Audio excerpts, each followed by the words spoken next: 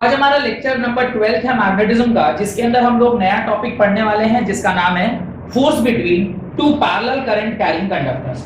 अब आज हम लोग दो पैरेलल करंट कैरिंग कंडक्टर्स के ऊपर फोर्स कैलकुलेट करेंगे कि किस तरह का फोर्स वहां पे जनरेट होता है। लिखना स्टार्ट करें। लास्ट क्लास में मुझे जैसा याद आ रहा है, मैंने आपको मैग्नीट्यूड ऑफ फोर्स निकालना सिखाया होगा और साथ साथ डायरेक्शन निकालना सिखाया होगा, और डायरेक्शन दो तरीके से निकालना सिखाया होगा। One was right hand palm rule and another was left Fleming's left hand rule। चलिए, force between two parallel current carrying conductors। अब देखिए, दो करंट कैरिंग कंडक्टर्स हैं। एक वायर के अंदर करंट I1 जा रहा है और दूसरे वायर के अंदर करंट I2 जा रहा है। This is I1 and this is I2, और आपको इन दोनों की वजह से नेट फोर्स निकालना है। लिखना स्टार्ट करिए। To find the force on a current carrying wire, to find the force on a current carrying wire due to a second current carrying wire, due to a second current carrying wire, due to a second current carrying wire, first we need to find the field due to second wire at the site of first wire. First we need to find the field due to second wire at the site of first wire. First we need to find the field due to second wire at the site of first wire, at the site of first wire. Then find the force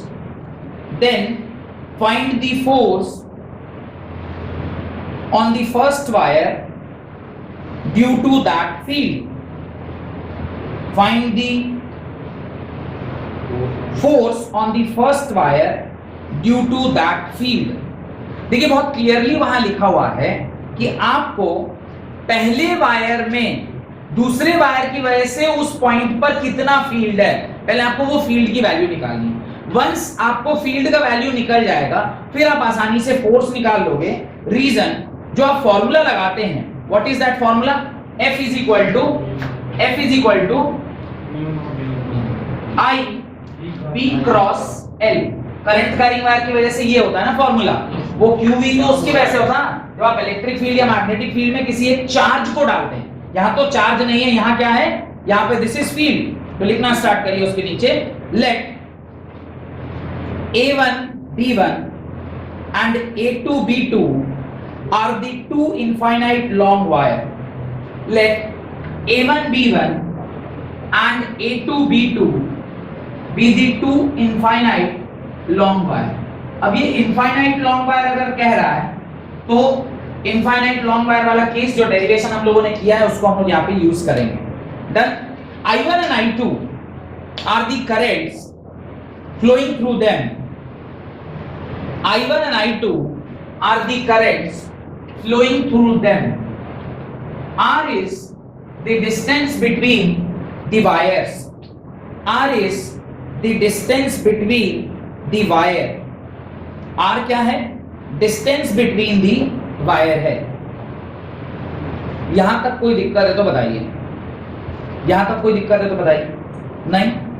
अब मुझे यहां पर आप क्या करना है वो हम लोग देखते हैं। इस वायर की वजह से इसके ऊपर कितना मैग्नेटिक फील्ड होगा? अगर इसी वायर पर कोई एक पॉइंट मैं ले लूं तो इस वायर की वजह से इस पॉइंट पर कितना मैग्नेटिक फील्ड होगा? 0। ये क्लियर है? इस वायर की वजह से इसके ऊपर कितना मैग्नेटिक फील्ड होगा वो निकाला जा सकता है।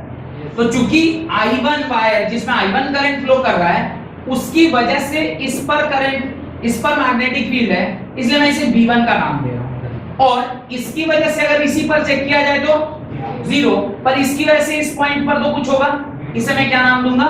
B2 नाम दूंगा। ये B1 and B2 और what? Here this B1 and B2 are the names। ये नाम है, पॉइंट दिया। आप इसको B1 B2 ना लिख के चले लिख लिए तो कोई बात नहीं, लेकिन आप इसे B1 B2 लिख रहे हैं। A1 B1 A2 B2 यानी AB एक करंट कैरिंग कंडक्टर है जिसको आपने नाम दिया है A1 B1 A2 B2, लेकिन ये B1 और B2 क्या है? These are the magnetic fields. Magnetic field इस वायर का इसी वायर के ऊपर जीरो होगा, पर इस वायर का इस वायर के ऊपर कुछ तो होगा, तो उसको हमने B1 बोला है। इस वायर का इसी वायर के ऊपर जीरो होगा, पर इस वायर का इस वायर के ऊपर क्या होगा? कुछ तो मैग्नेटिक फील्ड होगा, उसको हम क्या बोल रहे हैं? B2 बोल रहे हैं। अब मुझे लेफ्ट हैंड जो रूल आपने पढ़ा है, फ्लेमिंग का लेफ्ट हैंड रूल जो आपने पढ़ा है, उसकी मदद से मुझे बताइए कि ये फोर्स इन दोनों वायर के ऊपर क्या होगा। ठीक है, इस I1 के ऊपर क्या फोर्स लग रहा होगा और इस I2 के ऊपर क्या फोर्स लग रहा होगा। उससे पहले आपको एक चीज जानना चाहिए। क्या चीज जानना चाहिए? इस वायर की वजह से what will be the direction of B1। तो किसी भी wire, straight current carrying wire पे डायरेक्शन ऑफ मैग्नेटिक फील्ड आप कैसे निकालते हैं? राइट हैंड थंब रूल से। कहते हैं कि करंट जिस दिशा में जा रही है उस दिशा में आप क्या करिए? थंब को रखिए, curling of fingers will give you the direction. तो B1 मुझे क्लियरली दिखाई दे रहा कि ये क्या बनेगा? क्रॉस बनेगा, बिकॉज जब I1 ऐसे है तो ऐसे अंदर क्यों जा रहा है ना, तो इनसाइड द बोर्ड। अभी इसके लिए देखिए, ये इस जगह पॉइंट है, तो ये ऐसे आ रहा है ना बाहर, तो ये क्या होगा? Outside the board. पहले ये बात समझ में आनी चाहिए। ये बात समझ में आई क्या कि B2 is coming outside the board where B1 is going inside the board। कैसे? राइट हैंड थंब रूल में आपने I1 की जगह पे ऐसे करंट रखा, और इस तरह से जब आप कर्लिंग ऑफ फिंगर देख रहे हैं तो कर्लिंग ऑफ फिंगर कैसे अंदर क्यों जा रही? अंदर क्यों जा रही मतलब क्रॉस। इसकी वजह से जब आप देखोगे ये ऐसे होके इस पॉइंट पे क्या होगा? बाहर आएगा। बाहर आएगा तो this is outside the board. ये पहले आपको क्लियर होना चाहिए। डन? किसको इसमें डाउट है तो पूछिए पहले। ये क्लियर है? क्योंकि ये जब तक क्लियर नहीं होगा तब तक आप लेफ्ट हैंड रूल नहीं लगा पाएगा, और लेफ्ट हैंड रूल से मुझे फोर्स मिलेगा।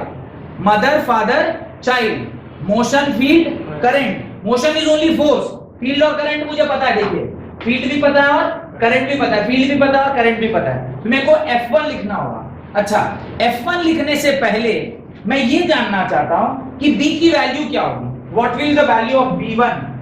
B1 कितना होगा? B1 एक करंट कैरिंग वायर पर किसी एक r डिस्टेंस दूरी पर मैग्नेटिक फील्ड क्या होता है? देखिए, फॉर्मूला चेक करिए। आपको एकदम स्टार्टिंग में जब मैग्नेटिज्म पढ़ा रहे थे तब एक इनफाइनाइट लॉन्ग वायर की वजह से किसी एक पॉइंट r दूरी पर कितना मैग्नेटिक फील्ड होगा, तो उसका फॉर्मूला मैंने जरूर लिखवाया होगा, म्यू नॉट I बाई 2 पाई। देखिए लिखवाए, म्यू नॉट I बाई 2 पाई, या फिर अगर इसको 4 पाई के टर्म से लिखेगा तो mu naught 4 pi by 2I by r। कोई दिक्कत? क्योंकि मैंने ऊपर नीचे 2 से मल्टीप्लाई कर दिया। अब यहां पर I1 लिखूं कि I2 लिखूं?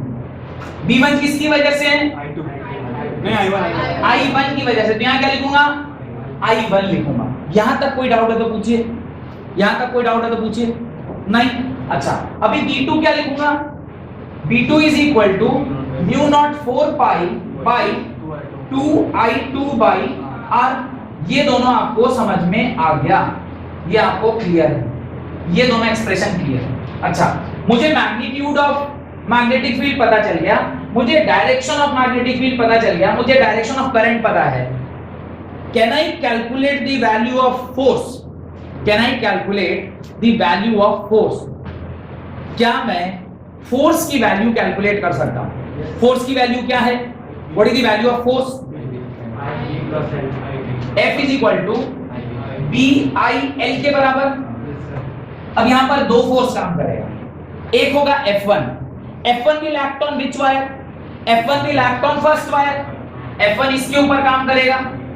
अच्छा, ये मैं F1 लिख रहा हूं। अभी आपके मन में डाउट आएगा, सर आप कैसे लिख दिए? इधर ही होगा। बताएंगे, अभी चेक करेंगे लाइट हैंड रूल से। F1 किसकी वजह से होगा? F1 जो फोर्स आ रहा है वो किसकी वजह से?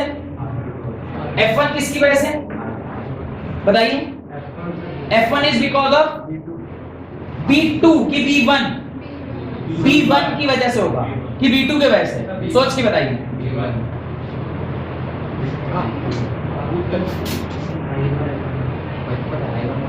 F1 will be equal to, F1 इसके ऊपर लगा, इसके ऊपर जो करंट था वो I1 था, पर इसके ऊपर जो मैग्नेटिक फील्ड काम कर रहा था वो कितना था P2, तो ये क्या होगा P2 I1 into L। Similarly जब आप F2 लिखेंगे तो क्या लिखेंगे F2 is equal to B1 I2 into L। Magnitude wise आपने दोनों फोर्स निकाल लिया। अब फोर्स खाली मैग्नीट्यूड निकालने से काम चलने वाला नहीं है, आपको उसका डायरेक्शन भी निकालना है। अभी F2 मैंने दिखाया नहीं है, F2 एग्जैक्टली इसके क्या आते हैं अपोजिट आते हैं। अभी चेक करना है, कैसे चेक करेंगे, आपके पास लेफ्ट हैंड रूल, सब लोग अपना अपना लेफ्ट हैंड निकालिए। लेफ्ट हैंड निकालने के बाद फोर्स निकालने के लिए आपको चाहिए करंट। डायरेक्शन ऑफ करंट किधर है इधर, अच्छा डायरेक्शन ऑफ करंट मिल गया। अभी ये डायरेक्शन ऑफ करंट है, ये वाला ये डायरेक्शन ऑफ करंट है। मैग्नेटिक फील्ड किधर है बाहर, देखिए बाहर आ गया। फोर्स किधर लग रहा है, अंगूठा किधर जा रहा है इस तरफ। सब कोई कर पा रहे हैं, सब कोई का हो पा रहा है। आप लोग उल्टा पढ़ रहा होगा, आप लोग ये सीधा पड़ेगा, आप लोगों को, मेरे को ये उल्टा पड़ेगा, आपको सीधा पड़ेगा। इसको चेक करिए, करंट किधर जा रहा है ऊपर, डायरेक्शन ऑफ फील्ड किधर है अंदर, फोर्स किधर लग रहा है इधर, फोर्स किधर लगा इधर। Force clear, magnitude clear. Now what, आप इसके जगह पे B1 B2 पुट कर दीजिए। F1 में B2 का फॉर्मूला पुट करिए, mu naught by 4 pi 2 I2 by R into I1 into L। तो F1 कितना आएगा, mu naught 4 pi by twice of I1 I2 L by R। This is value of F1। F2 बताइए कितना आएगा, F2 is equal to B1 की value mu naught 2 I1 by 4 pi R into I2 L। Solve कीजिएगा, F2 आएगा mu naught by 4 pi twice of I1 I2 into L by R। दोनों same आया या अलग अलग आया, मैग्नीट्यूड दोनों का सेम आया अलग अलग आया, एग्जैक्टली सेम आया, लेकिन डायरेक्शन दोनों का क्या है अपोजिट है। देख के कहीं कहीं लग रहा है कि हम लोग शायद वो कूलम्ब्स लॉ लिखे हैं, F is equal to K Q1 Q2 by R square. Exactly नहीं, उसके जैसा एक्सप्रेशन। इसको आप करंट मान रहे हैं, इसको भी आप क्या मान रहे हैं current. F is equal to Q1 Q2 I1 I2 by R और इधर constant mu naught by 4 pi. समझ में आ रहा है, टोटो आइडिया लग रहा है। तो ये पूरा लिख लेने के बाद आप वहां लिखें, ये डायरेक्शन कैसे है आप लिख लेंगे, स्टेटमेंट में लिख लीजिए। ये पूरा यहां तक लिख लिए सब लोग, लिखिए। तो फोर्स का दोनों डायरेक्शन आपको समझ में आ गया, उसके मैग्नीट्यूड भी आपको समझ में आ गए। उसके नीचे आप एक चीज बहुत इंपॉर्टेंट लिख सकते हैं, F is equal to mu naught by 4 pi twice of I1 I2 twice of I1 I2 by R। L को मैं वहां से गायब कर रहा हूं, बाई L को गायब कर रहा हूं, यहां पे मैं डिफाइन कर रहा हूं कि ये जो फोर्स है this is not only force, this is force पर यूनिट लेंथ। इसको क्या डिफाइन कर रहे हैं, फोर्स पर यूनिट लेंथ। क्यों पर यूनिट लेंथ, बिकॉज़ मुझे तो पता नहीं ना, इनफाइनाइट लॉन्ग वायर है, तो आई डोंट नो कि इसका लेंथ कितना होगा, तो मैं इस फोर्स को ही डिफाइन कर रहा हूं फोर्स पर यूनिट लेंथ। लिखें आप, the direction of force is calculated from the direction of force is calculated from the Fleming's left hand rule. Fleming's left hand rule in which field and current was known to us, in which field and current was known to us, only force was unknown which we calculated, only force was unknown which we calculated, full stop। force between, paragraph change कर लिखिएगा, force between two current carrying parallel conductor, force between two current carrying parallel conductor per unit length is given by, force between two current carrying parallel conductor per unit length is given by F is equal to mu naught upon 4 pi twice of I1 I2 by R। F is equal to mu naught upon 4 pi twice of I1 I2 by R। ये आपको देखना है यहाँ पे ये force क्या है, this is force पर यूनिट लेंथ, ठीक है। क्वेश्चन लिखिए, कैलकुलेट द फोर्स पर unit length, calculate the force पर unit length on long straight wire, calculate the force per unit length on long straight wire carrying current of 4 ampere due to parallel wire, calculate the force per unit length on a long straight wire carrying current of 4 ampere due to a parallel wire current carrying 6 ampere, due to a parallel wire carrying current of 6 ampere if the distance between the wires is 3 centimeter, if the distance between the wire is 3 centimeter,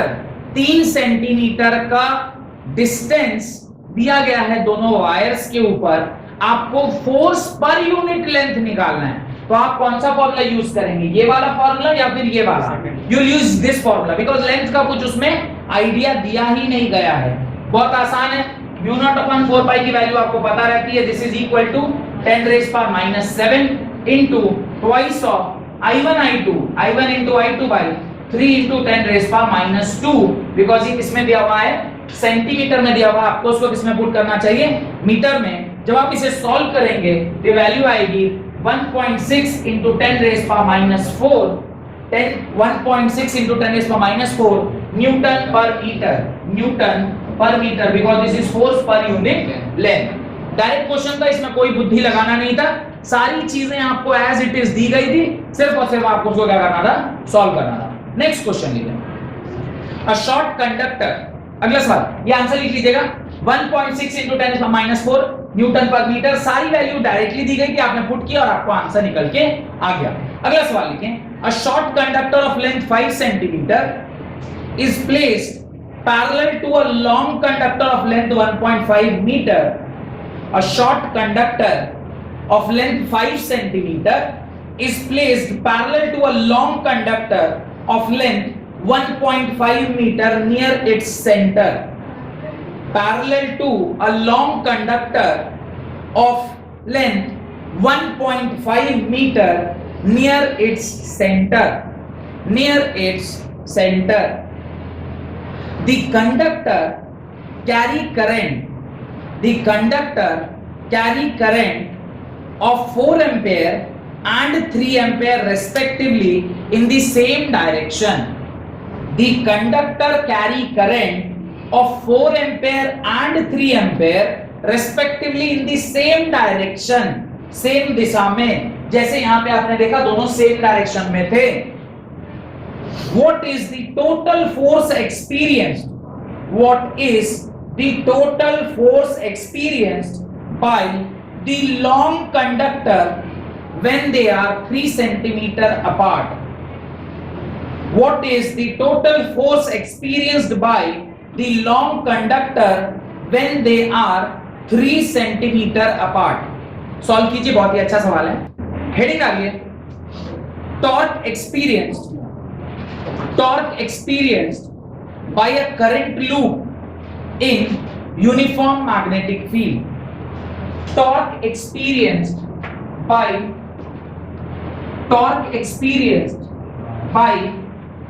a current carrying loop inside a uniform magnetic field, uniform magnetic field के अंदर current carrying loop के ऊपर कितना torque लग रहा होता है, वो आप लोगों ने क्या करना है, पता करना है। Torque experienced bye a current carrying loop in a uniform magnetic field, bracket में लिखिए मैग्नेटिक डाइपोल, ब्रैकेट में लिखिए मैग्नेटिक डाइपोल, लिखना स्टार्ट करें। Consider a rectangular loop ABCD be suspended, consider a rectangular loop ABCD, consider a rectangular loop ABCD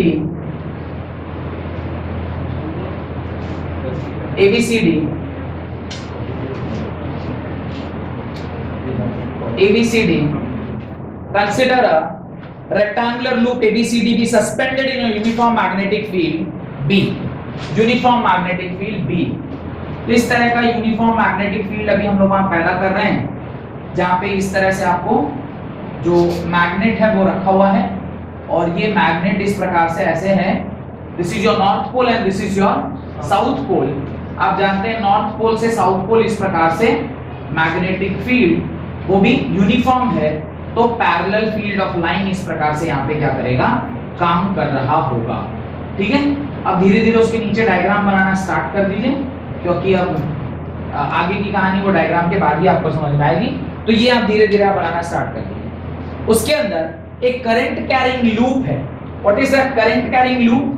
this is a current carrying loop, जिसको हम लोग ABCD का नाम दे रहे हैं। This is current carrying loop, जिसको आप ABCD का नाम दे रहे हैं। This point is A, this point is B, this point is C and this point is D।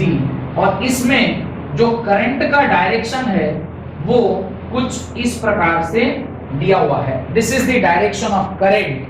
उस करंट को हमने एक स्लिप रिंग्स, आपको याद होगा थोड़ा बहुत भी अगर ध्यान है तो स्प्लिट रिंग्स और स्लिप रिंग्स ऐसा करके दो चीजें होती हैं। तो डीसी में क्या लगाते हैं, स्प्लिट रिंग्स लगाते हैं, और एसी में क्या लगाते हैं, स्लिप रिंग्स लगाते हैं। इस प्रकार से वो कुछ स्प्लिट रिंग्स या स्लिप रिंग्स लगाते हैं ऑन द बेसिस ऑफ कि वो क्या है, और उसको हम लोग किससे कनेक्ट करते हैं, बैटरी से कनेक्ट करेंगे, because this is the concept of motor in which current is supplied from the source itself. We supply the current, आप करंट खुद क्या करते हैं, सप्लाई करते हैं। तो इस प्रकार से करंट आई सप्लाई हो रहा है, ये आई इस तरह से होता हुआ यहाँ पे इस तरह से करंट फ्लो कर रहा है। अब यहां पर दो चीजें समझने वाली हैं, एक कि इसमें टॉर्क कैसा लगेगा, फोर्स किस प्रकार से आएगा, और ये जो लेंथ और ब्रेड्थ है वो कितना है। तो ध्यान रखना है कि ये जो साइड का लेंथ है, as this length is equal to the length of loop, इसको B मान रहे हैं, और यहां से जो यहां का डिस्टेंस है उसको क्या मान रहे हैं, A मान रहे हैं। तो A इंटू B आगे चल के आपको क्या देगा, एरिया देगा, और फिर हम लोग उसके ऊपर टॉर्क कैलकुलेट करेंगे। अब ये डायग्राम अगर आपको पिक्चर में क्लियर है कि कैसे कैसे क्या हो रहा है, ये भी आपको दिख रहा होगा कि यहाँ पे जो करंट फ्लो कर रहा है वो क्या है, आई करंट फ्लो कर रहा है। मुझे बताइए मैग्नेटिक मोमेंट का डायरेक्शन किधर होगा, where is the direction of magnetic moment, magnetic dipole किस तरफ पॉइंट कर रहा होगा। Magnetic dipole depends upon the area vector, याद है एरिया वेक्टर का जिक्र किया था, और एरिया वेक्टर किस दिशा में होगा। अगर ये मैं बोलूं, इसको ऐसे समझिए, ये सपोज करिए आपका ये करंट कैरिंग लूप है। अब ये करंट कैरिंग लूप में इसका एरिया वेक्टर क्या है, या तो ऊपर नहीं तो नीचे की ओर। एरिया वेक्टर तो ये होगा ना, क्योंकि ये सरफेस एरिया है, परपेंडिकुलर टू सरफेस एरिया आपका एरिया वेक्टर होता है। खैर, we are not interested in area vector, we are interested in finding the value of force, क्योंकि जब तक फोर्स नहीं निकलेगा तब तक आप टॉर्क नहीं निकाल पाओगे।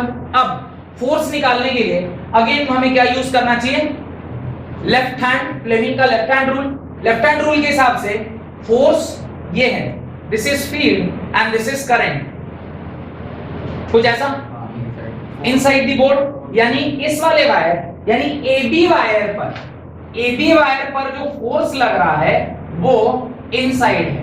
AB वायर पर जो फोर्स लग रहा है वो किधर है, इनसाइड है। Similarly can you calculate the force on this. तो आपका ये करंट है, करंट मैग्नेटिक फील्ड इधर या उधर, उधर, तो ये किधर आ रहा है, आपकी ओर, बाहर की ओर आ रहा है। अगर ये बाहर की ओर आ रहा है तो आप FCD क्या दिखाएंगे, ये आप दिखाएंगे बाहर की ओर, और ये अंदर की ओर है ना, मैं इसको क्यों गलत बना रहा हूं, अंदर की ओर आया था ना, ये अंदर की ओर आया था ना, ये अंदर की ओर आया था, ये अंदर और वो बाहर। अब इसी चीज को मैं यहां दिखा रहा हूं आपको। ये सपोज करिए ये करंट कैरिंग वायर, अभी बोर्ड पे तो ऐसा ही है ना, ऐसे करेंगे तब तो फिर 3D हो जाएगा, अभी बोर्ड पे तो ऐसा ही है। इधर करंट कहां जा रहा है, the current is moving in upward direction, अब देखिए मेरे तो दोनों हाथ व्यस्त हैं, लेकिन आपने देखा अगर करंट ऊपर जा रहा है, करंट का डायरेक्शन इधर, करंट का डायरेक्शन ऊपर, फील्ड इज उधर, तो फोर्स कहां लगा? अंदर की ओर। इस पे फोर्स कहां लग रहा है? इधर। सिमिलरली इस एंड पे अगर आप देखेंगे तो करंट कहां है? नीचे। फील्ड कहां है? इधर। तो फोर्स कहां लग रहा है? बाहर की ओर। अब जरा सोच के देखिए, ये आपका लूप है, इधर फोर्स इधर लग रहा है और इस तरफ फोर्स इधर लग रहा है। आपको ये तो पता ही होगा कि इसके ठीक बीचों बीच क्या रहता है? शाफ्ट रहता है। इसके ठीक बीचों बीच क्या रहता है? Shaft. Do you know what is shaft? Shaft क्या करता है? उसको रोटेट कराता है एक फिक्स्ड एक्सिस के अलोंग। ये बीचों बीच एक शाफ्ट इस तरह का रहता है जो इसको इसके अक्रॉस क्या कराता है? रोटेट कराता है। अब इस शाफ्ट के अक्रॉस ये कैसे रोटेट करेगा उसको जरा ध्यान से देखिए। यही आपका करंट कैरिंग वायर था, this was the current carrying wire. इस तरफ अंदर की ओर फोर्स लग रहा है और इस तरफ बाहर की ओर, और बीच से क्या है? वो शाफ्ट लगा हुआ है यानी फिक्स्ड है। ये कैसे घूमेगा? ऐसे घूमेगा? नहीं घूमेगा। अभी अगर घूम रहा है तो इसके ऊपर क्या लग रहा होगा? टॉर्क लग रहा होगा, इसमें कोई डाउट? अब ध्यान से देखिए, ये पूरा डिस्टेंस कितना है? a, और ये डिस्टेंस कितना था? b। इसमें कोई दिक्कत? कोई दिक्कत नहीं। ये पूरा डिस्टेंस a है और इसके ऊपर b है। अच्छा मुझे बताइए, इस वाली वायर के ऊपर भी कोई टॉर्क आएगा क्या? इस वाली वायर के ऊपर? Why? Because current and magnetic field are parallel. Parallel में जीरो लिखा है, मैंने बना के दिखाया था, पैरेलल में जीरो। अच्छा इधर एंटी पैरेलल में भी जीरो होता है, आपको याद होगा, ये सब मैंने आपको बताया। अब इसके ऊपर ये अगर मान लीजिए मैंने अलग से फिर से बना दिया, ये अलग से इसलिए बना रहा हूं ताकि आपको आइडिया लगे। अब इसके अंदर कौन सा करंट जा रहा है? ये इस प्रकार से करंट आ रहा है, this is current, this is current. अभी ये दूरी कितनी है? This is a। तो पूरी दूरी अगर a है तो बीचों बीच साफ से देखेंगे तो ये a/2 होगा और ये a/2 होगा या नहीं? अब यहाँ पे जो फोर्स है वो अंदर की ओर है और यहाँ पे जो फोर्स है वो बाहर की ओर है, तो अल्टीमेटली ये ऐसे इसको घुमा रहा होगा, नहीं घुमा रहा होगा? अगर ऐसे घुमा रहा होगा तो यहाँ पे एक ओमेगा जनरेट होगा, नहीं? जैसे ओमेगा जनरेट होगा जो इसको इस तरह से नचा रहा होगा, तभी ना उसके ऊपर टॉर्क लगेगा। तो ये सारी चीजें तो आप समझ गए, इसको स्टेटमेंट के फॉर्म में आपको लिखना चाहिए, राइट? लेट करंट आई, ये डायग्राम बना लिए सब लोग, ये डायग्राम बन गया ना? उसके नीचे लिखिए let I be the current flowing in the loop. Let I be the current flowing in the loop. I current इस लूप में फ्लो कर रहा है, I is the current flowing in the loop. अब अगर आई करंट उसके अंदर flow कर रहा है तो in wire A B the direction of current is inside the board, and in wire CD the direction of force is outside the board। एक में inside the board और दूसरे में outside the board के बराबर। कैसे पता चला? ब्रैकेट में लिखिएगा from Fleming's left hand rule. कैसे पता चला? From Fleming's left hand rule. Fleming's के लेफ्ट हैंड के रूल से हमें यह पता चल गया। अब मुझे फोर्स का मैग्नीट्यूड निकालना है। F1 किधर एक्ट कर रहा है? इस वायर पे। F1 का फॉर्मूला क्या होगा? F1 is equal to length of the wire is b into magnetic field is b into BIL, current is I, यानी F1 की वैल्यू B के बराबर होगी क्या? कोई दिक्कत? इसमें कोई दिक्कत? अच्छा, क्या यही वैल्यू F2 की भी होगी क्या magnitude wise? B into I, because इसमें तो कोई दिक्कत नहीं है ना, BIB ये भी होगा, यानी F1 और F2 दोनों क्या होंगे? मैग्नीट्यूड वाइज सेम ही होंगे, मैग्नीट्यूड में तो कोई फर्क नहीं पड़ेगा। डन। तो उसके नीचे आप ये लिख लीजिएगा कि F1 और F2 का मैग्नीट्यूड ये और डायरेक्शन ऑलरेडी आपने दिखा दिया। अब टॉर्क, इससे इसकी दूरी अगर a/2 है तो टोटल टॉर्क जो जनरेट हो रहा होगा उसे मैं क्या लिखूंगा? F1 into perpendicular distance plus F2 into perpendicular distance लिखूंगा क्या? टॉर्क का फॉर्मूला क्या होता है? R cross F। टॉर्क का फॉर्मूला होता है torque is equal to R cross F। तो अभी मुझे क्रॉस का इसलिए कोई हेडेक नहीं है क्योंकि क्रॉस से हम डायरेक्शन निकालते हैं। डायरेक्शन तो मुझे पता चल गया ना, वो ऐसे घुमा रहा है उसको, वो उसको क्लॉकवाइज घुमाएगा एंटी क्लॉकवाइज। अगर ऐसे ऐसे घूम रहा है तो वो क्लॉकवाइज है एंटी क्लॉकवाइज? क्लॉकवाइज है। डायरेक्शन पता चल गया, तो टॉर्क का मुझे डायरेक्शन नहीं चाहिए, मुझे टॉर्क का सिर्फ मुझे क्या चाहिए? मैग्नीट्यूड। अगर मुझे टॉर्क का मैग्नीट्यूड चाहिए तो मैं लिखूंगा F R into perpendicular distance. अभी यहां पे ये भी हेडेक नहीं लेना क्योंकि R किधर है? इधर, और फोर्स किधर है? अंदर। दोनों के बीच एंगल कितना बन रहा है? 90 डिग्री। sin 90 कितना होता है? 1। इसमें मेरे पास एंगल का भी कोई टेंशन नहीं है। समझना अभी क्या बोला? R इधर है, फोर्स इधर है, R और फोर्स के बीच का एंगल कितना है? 90 डिग्री। 90 डिग्री है तो R cross F sin theta. Torque is equal to RF sin theta. sin 90 is 1, तो torque is equal to RF only. तो हमको सिर्फ मैग्नीट्यूड से मतलब रखेंगे, हमको क्या मतलब उसके डायरेक्शन से, यानी इस थीटा से कोई मतलब नहीं कि थीटा 90 डिग्री है। अगर ऐसा है तो torque is equal to F1। अच्छा ये फोटो बना लिया तो मिटा लूं, ये मिटा लूं, ये तो बना दिख रहा है ना, ये तो कर लिया होगा। चलिए देखिए, इसके नीचे टॉर्क का बहुत सरल सा डेरिवेशन देखिए। F1 की जगह क्या लिख दूं? BIB into A/2 plus F2 क्या लिख दूं? BIB into A/2। टॉर्क is equal to BI/2 into AB plus BI/2 into AB। अच्छा A इनटू B को मैं एरिया लिख दूं क्या? भाई A इनटू B क्या होगा? Length into breadth is the area of loop. ये होगा ना, length into breadth area of loop. Area of loop लिख देता हूं, तो BIA/2 प्लस BIA/2 आधा आधा मिलके एक हो जाएगा। ये क्या आ जाएगा? BIA। Torque is equal to BIA के बराबर। Torque is equal to BIA के बराबर। ये टॉर्क का डेफिनेशन है, where A is what? Area of the loop, where capital A is the area of the loop, B is magnetic field, B is magnetic field, and I is current carrying in the loop, current carrying in the loop। इस प्रकार से आपने torque is equal to IBA का case solve कर लिया। अब ये तो वो केस था जिस केस में फील्ड और उसके बीच में एग्जैक्टली एंगल कितना बन रहा था? 90 डिग्री। पर ऐसा तो जरूरी नहीं है ना, क्योंकि ये जब घूमेगा, अभी ये जो आपने अभी केस निकाला वो क्या निकाला? Magnetic field was something like this and the current और लूप ऐसे था। अभी ये ऐसा जरूरी ना, कभी तो ऐसा भी होगा, फिर कभी ऐसा भी होगा, कभी ऐसा भी होगा, फिर ऐसा भी होगा। घूम रहा है ना, तो हम लोग को एक ऐसा एक्सप्रेशन निकालना चाहिए जिसमें थीटा का टर्म आए। तो वो हम लोग अगली क्लास में डिराइव करेंगे, जहां पे आप सेकंड केस, ये अभी ऊपर जो आपने डेरिवेशन किया इसको केस 1 लिखिए, जहां पे थीटा क्या था? 90 डिग्री था। अभी आप रैंडमली एनी थीटा के लिए ड्राइव करेंगे। डन। तो वो हम लोग अगली क्लास में देखेंगे, और वहां पे फिर टॉर्क का एक्सप्रेशन निकाल के मूविंग कॉइल गैल्वेनोमीटर पढ़ते हुए इस चैप्टर को विदा कर देंगे। बहुत बहुत धन्यवाद आज की क्लास